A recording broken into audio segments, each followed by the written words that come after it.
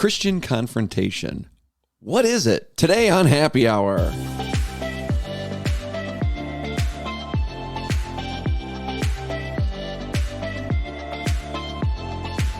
Welcome back to Happy Hour, our podcast for young adults here at the Cathedral of the Most Sacred Heart of Jesus. I'm Rick. I'm Holly. And I'm Janet. Yay! The triplets. The triplets. The No. Three Musketeers. Maybe. Maybe, yeah. We're getting there. It's getting We'll somewhere. figure out Yeah. a nickname I think would be good. If you know a good nickname, shoot it to us. Let us know. Give us a comment and come up with a good nickname for two amazing people and Rick. I think that could be a good... I don't know what the tagline will be, but that sounds pretty good. Two smart people and Rick joined them. I don't know what it is. We're going to be talking about Christian confrontation today. Is that exciting? Yes and no. Yeah. I Whoa, agree with calm that. down. There's some confrontation happening in here. Yes and no. Why do you say yes and no? I would say it's not a fun subject sometimes. Because when you do confront people, it can be really awkward depending on... I'll take that back because it's only awkward if you make it awkward. But I would say it can be uncomfortable. There it is. Yeah. That's a better word. Yeah. Uncomfortable. You ever have to do Christian confrontation? Yeah. 1,000%. Yes. Yeah. I just did it this morning. No, but I say yes and no as well because, like, yes, because it can be, like, daunting, I think is the thing. But otherwise, like, I think it's so important. Like, it is so, so important. And I just think it's communication and it just makes the world go round. True. So it's needed. Is it different than regular confrontation? I'm going to say yes. You think so? Yes. Yeah. Is it so if I'm a Christian, when I confront people, does it matter if they're a Christian or not? Or is the responsibility the same to me either way and we'll get into what Christian confrontation looks like, but is the responsibility the same to me as if I'm dealing with a Christian as I'm dealing with a non-Christian? It should be. Should be. Yes, you should. I think that you should have the same standard for yourself for everyone, but the person on the receiving end is going to have, if it's a Christian, they're going to have certain knowledge. And if you're doing it in the proper way, they're going to hopefully have more understanding, I would hope. Mm-hmm. But Be more receptive. Be more receptive. Yes, hopefully.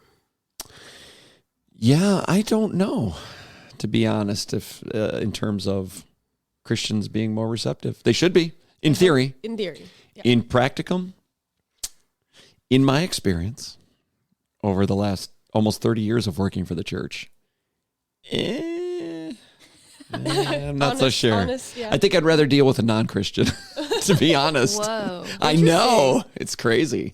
I would much rather deal with a non-Christian in confrontation than with a Christian. Those are some big words. Can you elaborate a little bit on that? I will. Don't you worry. We'll get into that as part of it.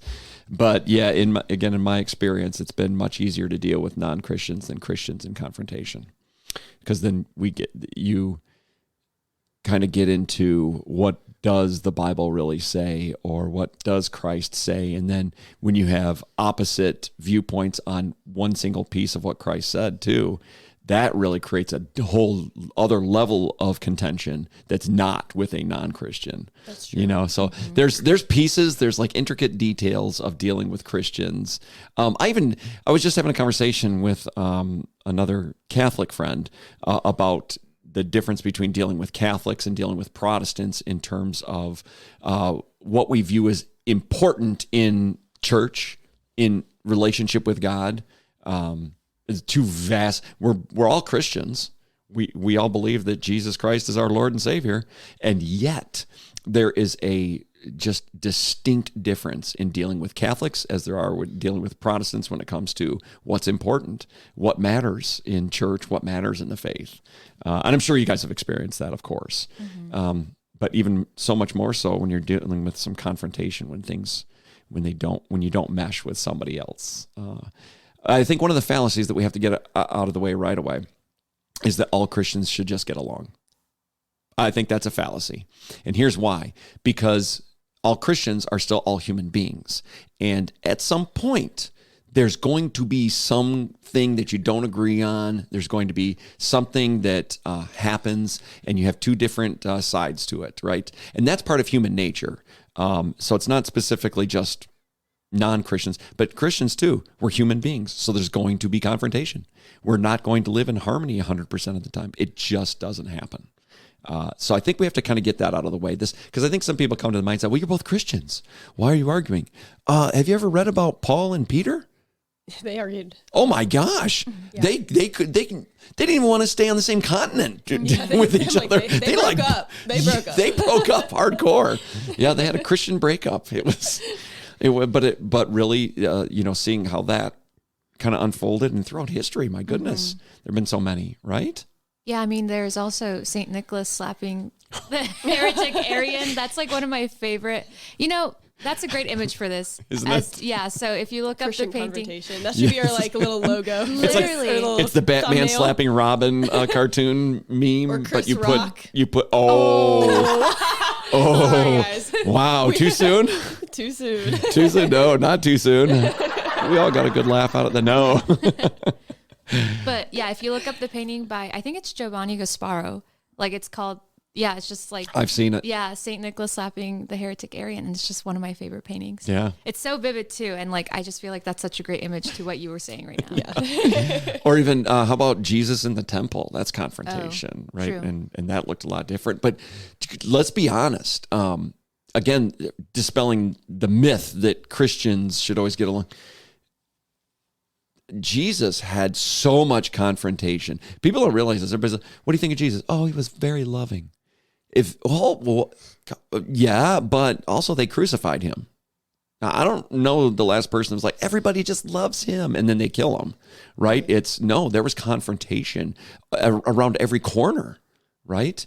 So how do we deal with that as Christians? What does that look like? How do we handle that when we come into that moment? I think we want to unpack that a little bit, right? So Janet, you live in community, right? And Holly, you've lived in Christian community too, Yes. right? Yes. Are you still living in Christian community? I apologize. I don't. Okay, you are. Yes. So, okay. So this is an interesting viewpoint. And I guess technically, I live in Christian community too, Yeah. Yeah, I would say right? so. Because Yeah. I live in way more Christian community than you two. Yeah, you do. I have 10 people. Who do you have? Domestic church. But really, it's so interesting to look at it that way. So my 10 are going to be a little bit different because we're all, You have entered into living situations of different people coming from different perspectives and different backgrounds and everything. So Janet, we'll start with you. Have you, and not just this year, but you've lived in Christian community before. Yeah. Is there sometimes confrontations that need to happen Oh or my do gosh. happen? All Or is it the always roses time. and rainbows and No, ponies? all the time. All the time. Wait, I'm gonna tell you a story. So, in Francis Corps, so I did a year-long volunteer service program with Francis Corps in Syracuse, New York, and I lived with 7 other people. So we were a house of 8. So that's Wow. already That's pretty big. that's big, yeah. right? And it was very intentional community. I mean, we prayed every single day together. We had to have a meal every single day together. I love that. That's awesome. Yeah, and honestly, so fruitful, right? But it's also like if you were dealing with something with someone, you could feel it at the dinner table. You're like, oh, So one of the things very early on in our Francis Corps year, I think it was around end of September, maybe mid-October, I don't know, between that time frame, we had our first retreat. And it was called our community retreat. But get this, it was called our community retreat, but we go into this retreat and the point of it was to learn our confrontation style, our conflict style. I like that. So we ended up calling it afterwards. We kind of really laughed about that retreat not because it was super fruitful. It was super good for us, but we kind of laughed and we're just like, why did they call that the community retreat when it's a confrontation It's a retreat. confrontation. We literally called it the confrontation Dun, dun, retreat. dun. But no, that was so to this day, I think is one of the most fruitful things that I just continues to bear fruit in my life. Yeah. Because we learn, they had animals for it. So they had, there's 5 different conflict resolution styles. So the one at the bottom is a turtle. like you avoid it. Yeah. So it's like a lose-lose like type of situation. And then I think it's like, okay, so it's turtle. And all my Francis Core peeps, like shout out to you. I know you guys are thinking about this as you're listening to this, but so it's turtle. And then there's teddy bear in which it's like you win and I lose.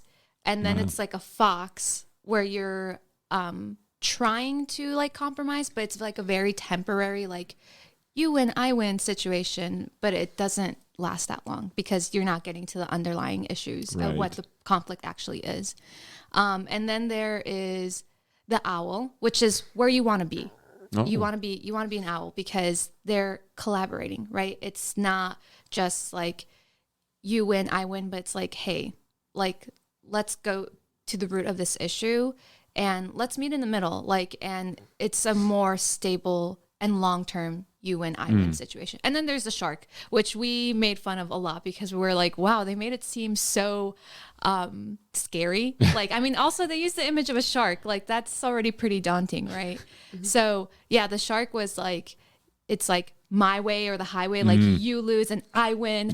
It's like I win the war and I can lose the battle, but I'm going to win this. So, you know, like learning those different, like putting yourself into like those categories just really helped a lot for all of us to realize like, hey, I know this person can like tend to be a turtle and avoid it. So like I have to go about it in a more kind way. Did you have to wear like buttons or something that had your no. animal, and so that when imagine? I think that would, I've actually have said this for a long time, for ever since I got here, was that everybody should wear a name tag first of all, so we all know each other's names because I'm terrible with names. But then also it should have your personality, like whatever test you take, right? It should have your personality on there, so I know who I'm dealing with at every moment. So because there's a lot of those times where I'm going to process things different. And if I say something, I know how I mean it, but you look at your name badge. Oh my goodness, they're going to take that the wrong way, and that just helps you communicate better. Do you mind me asking, what were you when you took that test? Which one did you fall under? I believe I was a fox. Oh, okay. I was like teddy bear fox. So I very much had the mentality, and I think it's because of just like my undergraduate career, like with friends and everything. I always risked it for the relationship. Like to me, the relationship was worth it, was much more worth it than what was the issue. So it would end up just hurting me all the time. And it was like tiring and it's exhausting. Right. So I think I fell into the teddy bear. Like I thought I was being better, but really I was like the fox. It wasn't going to be a long-term. At the end of our Francis Core year, I definitely do think that I'm much more of an owl. I think maybe sometimes I can be a little bit of a shark because like I just am not scared of like confrontation anymore. Like, yeah, it can be awkward, right? Like as you like mentioned, Holly, like, but like it can also just be super fruitful and like all around like conflict styles, like it's just you learning how to communicate and communication makes the world go round. Exactly. And it's just like a way of learning how to communicate with someone. So Holly, for you, yours is a little bit different community, right? What is that? What did that look like? Do you remember your first confrontation? Oh my or one of your first confrontations when you got into community? Yes, I lived in a sorority house. Yes. So that was very full of confrontation. Was it a Christian sorority? It was not. Okay. So it was now there were some Christian girls that lived in the house. So that was, and I think that there was some mutual understanding with that too. I would say the most confrontation occurred around voting matters of, leadership and position. And girls, they can be really catty. What? Have I been catty in the past? Yeah. Or have I held grudges? Yes. So I think that was that was probably the main root of a lot of issues that I saw, and it's over like competition. When you have so many people living in community and we're broken and we have pride and we don't have humility all the time, that's going to cause us to really fall into the temptation of comparison. And I would just say comparison and competition was something that I really witnessed. Yeah. And in addressing that, I'm trying to think with my roommate because she's Christian. And we really didn't have many issues, but I would say that there was one time where I didn't know what she was thinking, because maybe her style was more of I think hers is more turtle, because she does not like confrontation at all. And I think that she wasn't bringing up something to me, and I could tell she was troubled. And I'm like, like, come on, like, I want to hear what you have to say. Like, you're my friend, and I value your opinion and your feedback. So it's interesting when you were saying turtle, because I was like, I've lived with a turtle in a different way. But I have to address things differently, or present them differently in that situation. But yeah, that was an interesting community. Now I'm living with 2 Focus missionaries, and they are amazing. And I have so far had no confrontation with them. So well, you better have one. Yeah, maybe awesome. Today. Yeah, I don't know. I don't have to make something up. Yeah. It's fun because if we're going to deal with Christian confrontation specifically, the scriptures actually kind of lay out what that should look like, right? So it's really kind of a 3-step process. If you have a disagreement, somebody's in the wrong, a Christian, and they're doing the wrong thing, and you got to approach them, there's 3 steps. And again, scripture lays this out for us. The first step is confronting them individually, that it's a private matter, right? This is what I'm seeing. Maybe I'm wrong, so we need to talk about this. And that's really, it's so smart. The Bible's so smart, because if you can go into a one-on-one conversation, first of all, you're not ganging up on anybody. You're not bringing a second party to this. It's just us. Let's just talk. And also it allows for some clarity, where maybe I'm interpreting things wrong, or maybe I saw something wrong, or maybe I don't have all of the information, and the other person can help you with that. But mostly, if I'm going to somebody, I see them doing something wrong, they're probably doing something wrong. So going one-on-one, saying, hey, this is what I'm seeing. Our faith tells us this. So how can I assist you in this not happening again, right? Offering, that's a good kind of peace offering, while allowing them to be better. Now, one of 2 things is probably going to happen. Either they say, you're crazy, or they say, thank you, and I'm going to do better. There's a third option. We don't like the third option, though. That's, I'll do better and never do, right? But if they say you're crazy or you're wrong or whatever it is, then part 2 gets enacted from the scriptures, which is bring somebody along with you who also is aware of the situation, not just some rando, bulldozer shark person, right? All right, you're going to get this for me, right? No, it's somebody else who genuinely cares for the person and has seen the behavior or whatever it is, right? So then 2 people talk. And again, 1 of 2 options usually. And if they go the route of, you're both crazy, you're wrong, that's when part 3 gets enacted. And scripture actually says you bring the whole church into this thing. Now, that does not mean, we have a church of 9,000 to 10,000 people here at the cathedral. I'm not going to line them all up, and we're not all going to, tell you our grievance. But instead, it's, some leadership from the church, the church representatives who can come in and say, no, as an authoritarian figure in this is what's happening, this is what we see, and this is what we need to do. Now, again, they still have the option of you're all crazy, or you're right, need to do better. But that's really, in a nutshell, the way that it should happen. It's private, and then if it needs to go beyond that, it's got to be somebody who has knowledge of the situation, or at least can be a maybe if it's just between you 2, then you bring in kind of an impartial person to just listen, and a mediator, if you will. And then if that doesn't work, that's when you full blown. All right, let's go. Unfortunately, a lot of people like to go full blown first. Yeah. Mm-hmm. I've done it. Yeah. No, it's a hands raised, right? I mean, I think we've all probably done it. We just want that. And that's, I think, because the immediacy of the world we live in, that's a temptation, right? I just want the answer now. Let's just forego all this. But the problem is, if it's Christian confrontation, then it's not just about winning an argument, right? Because you can win an argument and lose the soul. Ooh, good quote. That is 100% accurate. So what good is winning the argument, right? No. So Christian confrontation really centers around, this is going to make us better as Christians, even in this confrontation.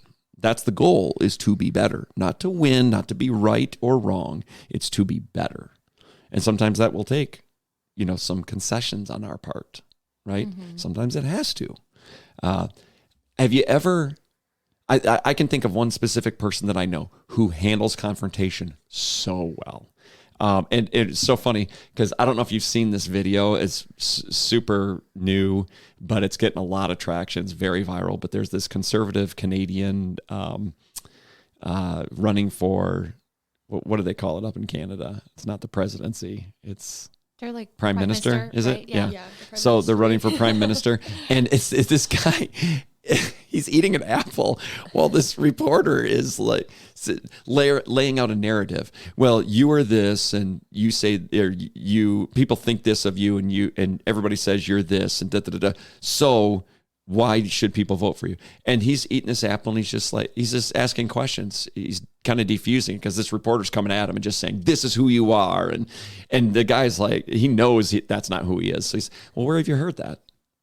Can you give me some specific examples of who's saying that or who thinks that? And the reporter is he can't come up with anything. And this whole time he's just eating an apple, and it's you have to watch it. It's so good. And I was like, wow, this is a beautiful way to handle confrontation though too. In the moment, is just ask some more questions. Don't go on the defensive right away. Just ask some clarifying questions. Right? I think he handles confrontation beautifully. It's a good. I was like, oh yeah, I got to do that more too. That's really good. Don't react out of a place of, I don't know. I guess emotion first. I think having a level head, a measured response is always a better response. I think so. There's some steps that we have to take though, and I think the first thing we have to understand is if it's going to be a Christian confrontation, it has to come from a place of love, right? I mean, do you even love the other person? Yeah. Right? Yikes. How many times have you been in an argument with somebody and the first thought of your mind was, oh, man, I really love this person? Has that ever happened? No. Ever. Like they even think your parents. They think of the confrontations that you've had in your life. And right when you're going at it, boom, man, I just really love this person. That's usually not the thought. That's not the first thought. Is it even the second thought? I don't think so. I don't think so either. It doesn't seem natural. Does it? It doesn't seem like a natural response, which is why this comes from a supernatural being, right? The Lord tells us to love our enemy. Wait, what? I know I can love my family, but love my enemy? Oh, I think that comes into play here. So get in an argument, one-on-one. It doesn't matter who's in front of me. I gotta love that person. That's step number one is love, right? Have you ever been in an argument and you realized you were wrong mid-argument? Yeah. I think so, probably. What'd you do in that moment? I usually try to go around it, or kind of like I don't stay on topic, and I'll start going a little off topic, but I still want to be right. It's Yes. like, you feel like you still want to be right. So you're like, oh, like how can I shift this argument to make it my way of winning, basically. So that's what I've done. I've done that in the past before. Certainly. I do it. I've definitely done it. I'm trying to think if I feel like usually, so I live in a household too of I feel like, or not even like a household. Like I feel like I've been around people who are much more hot-headed, and I am not. And I think that makes people really mad because I'm the person who stays quiet. I'm just like, well, if that's the way you feel, okay. And that makes them so. And that makes them like, more angry. That Wait, makes do you them give them the non-apology? Do you know what the non-apology is? No, what do you mean? I'm sorry you feel that way. Oh no. That's the non-apology. That is non-apology Yeah. because you're kind of validating them, but kind of. But you're not. You're like not. saying, I'm sorry you are the way you are. That's really what that's saying. Yeah. So no, I've never. You don't do done that. Okay. No, I've no. done that. Oh, I think that could it would diffuse, but also make it more fiery potential on the person that the Yeah. receiving end person. Yeah. So I just can think of specific moments where I've been in an argument, and mid-argument, I know I'm wrong. oh my god. Like the realization comes to me, no, actually, they're right, Rick. So in that moment, you have a couple options. But the option I seem to have gone to in the past is, Lord, can you just suspend reality and form it and shape it into my way?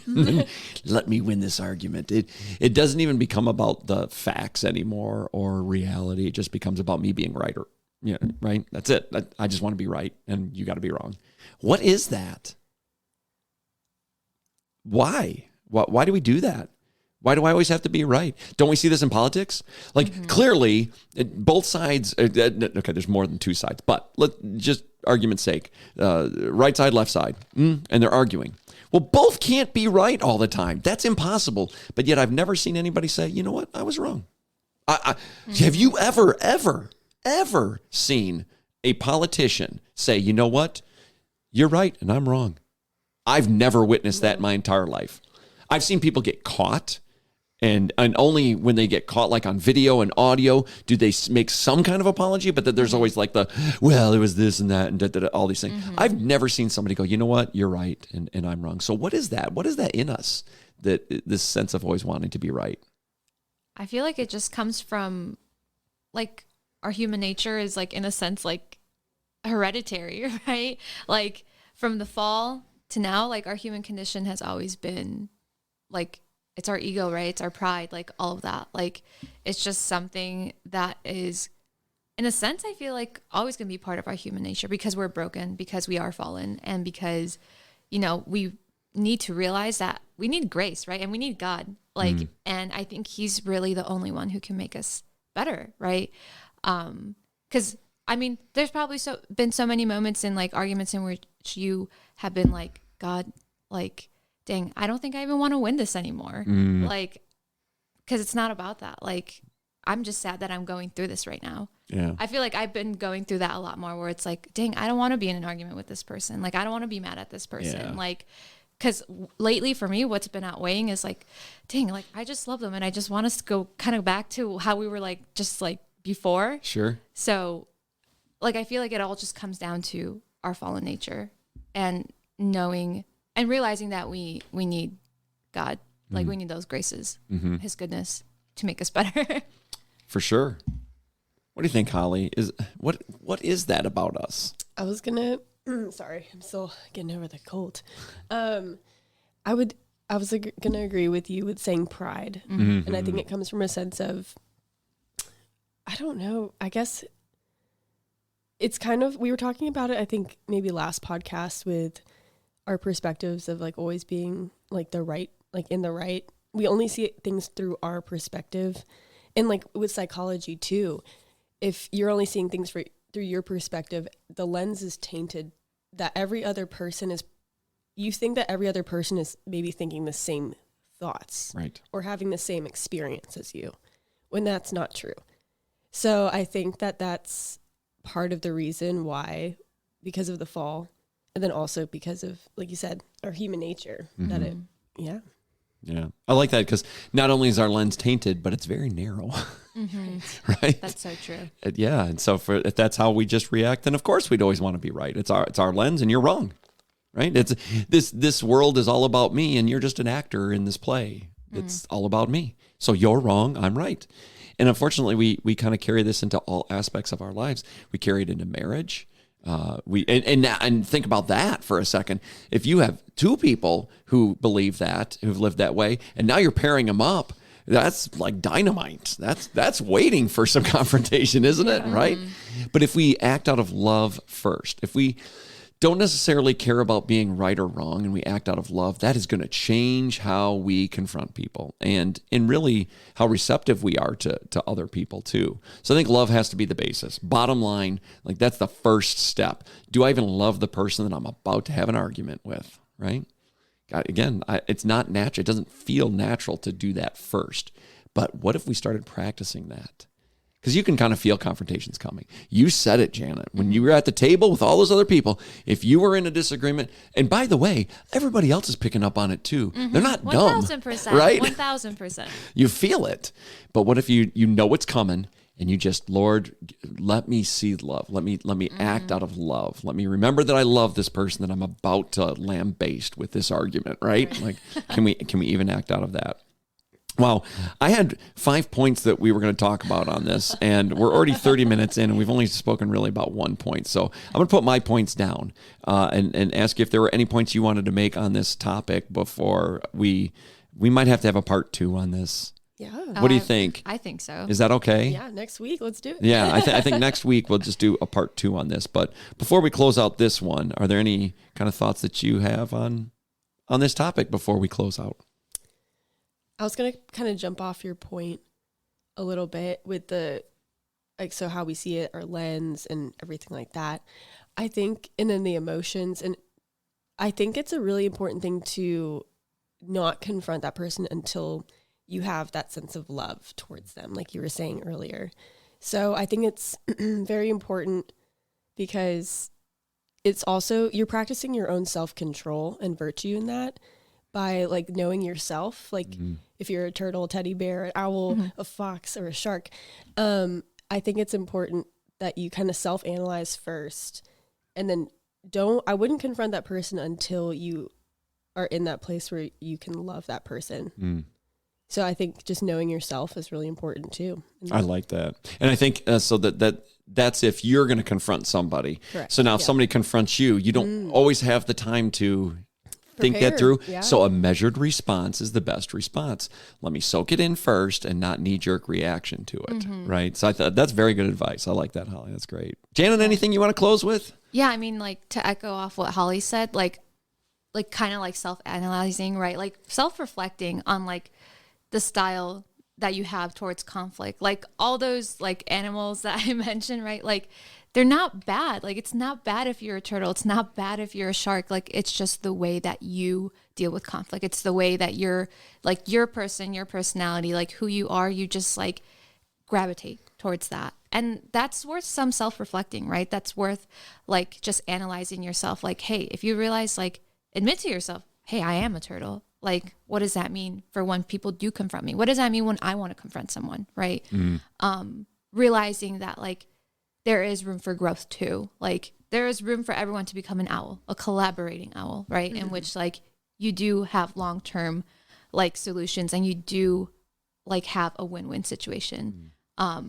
So, yeah, it's not about, like, all of these are, like, bad and, like, different styles are bad. Like, no, not at all. It's just realizing which one you fit under and how you want to grow and like how you are going to deal with conflict. I like that. And every single one of those animals can grow. Every single one. So like you said, it's not bad that you're one of them. No. It's just, how do I get better? Yes. Right. And I think that's the point. Maybe this week we'll let everybody that's listening soak in when you're about to have a confrontation. Just ask yourself one question. Do I love this person? Like, out of the box, just ask yourself that question and see where that leads us in our confrontations. At least for this week. We'll pick this back up next week because it's such a good topic. Yeah. And we have 4 more points to go over. This might be a 5-part series. No, I don't think it will be. We'll try. We'll do our best to make it a part 2. If we need a part 3, we'll do that. But we are so grateful that you are listening. And if you know somebody that needs to listen to this, share it with them. Like, subscribe, all the fun stuff. Thanks so much. We'll see you next time on Happy Hour.